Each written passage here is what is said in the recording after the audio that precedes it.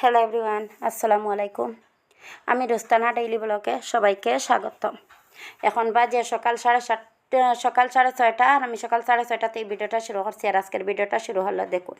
ভাবলাম সকাল সকাল আমি কি করব, কয়েকটা বরবটি আমাদের গাছে ধরছে আর কি, ওটাই আমি ফেড়ে নেই। 2-3 দিন হয়ে গেল আমি বরবটিগুলা ফাড়ি নেই।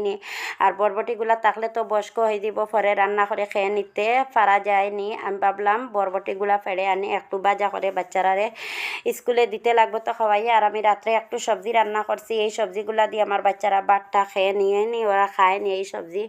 আর আপনারা ভাইয়ারে আমি টিফিনটা দিয়ে দিলাম। আর এখন খুব তাড়াহুড়া করি আমি বরবটি ফেড়ে নিয়ে। আর দেখুন অনেকগুলো আর কি বরবটি, আর এইদিকে অনেক কুয়াশা। আমি কুয়াশার মধ্যে কি করবো আর কি, ভাবলাম ফেড়ে নেই ওটাই। আর আপনারা সাথে একটু আমাদের সবজিগুলা লাগানি আমার হাতের আমি একটু শেয়ার করি। এই যে দেখুন আমি এখানে শিম লাগাইছিলাম, মানে শিমের একটা মাছ। আর এখানেও আর কি একটা বরবটির বিচি আর কি ফুটে দিছিলাম। অনেক সুন্দর এই গাছটা উঠিছিল, কিন্তু বিছা ফুকার কারণে আমি ভালো মতে আর কি বরবটিগুলা ফাড়িয়ে নিতেও পারছি না। ইনশাল্লাহ অনেক কিছু মানে দিয়াও দিছি, তাও আমি জানি না।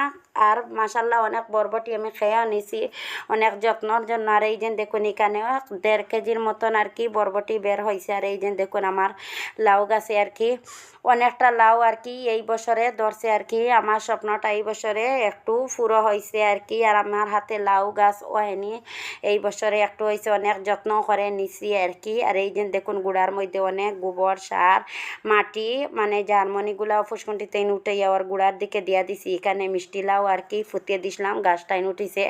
একটু পাতা শাক রান্না খাওয়া যাইব। আর এই যে দেখুন আমি বাচ্চারা স্কুলে দেওয়া আসার পরে আমি কি কি কাজ করি, আমি খালি বাচ্চারা স্কুলে নিয়ে যাই না, আমি অনেক কাজ করতে লাগে। এই যে দেখুন আমার শিম গাছের নিচে আর কি একটু মাটি গোবর দিয়ে আর কি রাখলাম। আমার এই গাছেও আর কি ফুলটা দিয়া দিছে, কয়েকদিন পরে না শিম ফেড়ে রান্না করে খেয়ে নিতে পারমু আর কি। আর এই যে দেখুন আমি একটু দেখাইলাম আমার সবজি লাগানি কিভাবে। আর এখানেও কয়েকটা মিষ্টি লাউয়ের বিচি ফুটে দিছিলাম, গাছটা অনেক সুন্দর হয়ে হয়েছে। আর আমি ঘরে এসে আর কি বরবটিগুলা কেটে রাখলাম, বাচ্চারা ভাজা করে ওরা স্কুলে তো বিদায় করে দিতে লাগে। আর আমার ভিডিওটা কেমন হইলো আপনারা কমেন্ট করে ফলো দিয়ে